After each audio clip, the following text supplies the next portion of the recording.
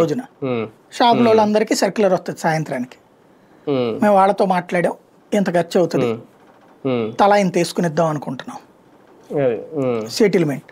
చివరికి అధికారిక లంచాలే కాకుండా ఆ వచ్చే ఏసీటీఓ, డీసీటీఓ, సిటీఓ ఇట్లాంటి వాళ్ళది ఉంటారు.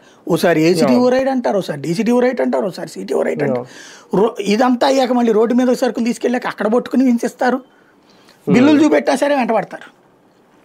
దాంతోపాటు లారీ బస్సు సరికి ఎక్కించాక కూడా ఆపేది ఉంటుంది, మళ్ళీ రోడ్డు మీద ఆపేది ఉంటుంది, టోల్ గేట్ల దగ్గర ఆపేది ఉంటుంది, చెక్ పోస్టుల దగ్గర ఆపేది ఉంటుంది, రిక్షా ఎక్కించి తీసుకెళ్తుంటే అక్కడ ఆపేది ఉంటుంది. నిరంతరం చచ్చేవాళ్ళు వ్యాపారం, ప్రత్యక్షంగా చూసేవాడిని. ఇదేదో దొంగల్లాగా బతకాల్సి వచ్చేది. వీళ్ళు వాళ్ళని చూడటం కూడా అట్లా చూసేవాళ్ళు దొంగల్లాగా.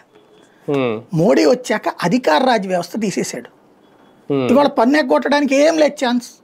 ఈ మధ్యన కొత్త ఏవో కనిపెట్టారు కొన్ని, అవి కూడా దొరుకుతున్నారు. ప్రొడక్షన్ దగ్గర తీసేసుకుంటున్నాడు పన్ను.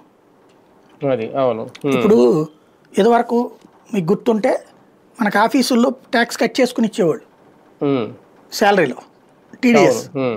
దాన్ని మనం ఏంటి ఆ తర్వాత ఇన్సూరెన్స్ కట్టినో, హౌసింగ్ లోన్ కట్టినో, ఈ డబ్బులు కట్టాక అయ్యా మేము ఇది కట్టాం, ఈ మాకు ఎగ్జామ్షన్ వస్తా, డబ్బులు వెనక్కి ఇవ్వండి అని అడిగి తీసుకుంటాం, క్లెయిమ్ చేసుకుంటాం.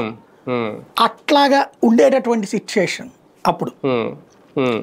ఏది ఇన్కమ్ ట్యాక్స్లో, అది ఇప్పుడు జిఎస్టీలో పెట్టాడు, పైన కట్టించేసుకుంటారు.